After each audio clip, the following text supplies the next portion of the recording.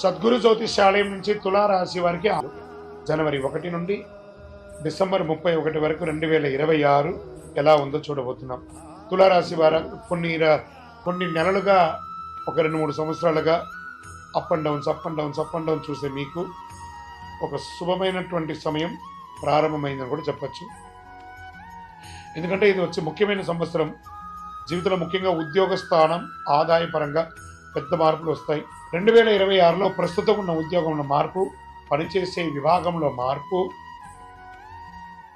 లేదా ప్రమోషన్స్తో పాటు మేనేజ్మెంట్ స్థాయి బాధ్యతలు, సలహాలు ఇచ్చే అడ్వైజరీ పదవులు, మ్యానుఫ్యాక్చరింగ్ రంగంలో అవకాశాలు, బ్యాంకింగ్ సెక్టార్లో ఉద్యోగం, టీచర్స్, లెక్చరర్స్, ప్రొఫెసర్స్ వారికి మంచి ఉద్యోగ అవకాశాలు, ప్రమోషన్స్ అవకాశాలు.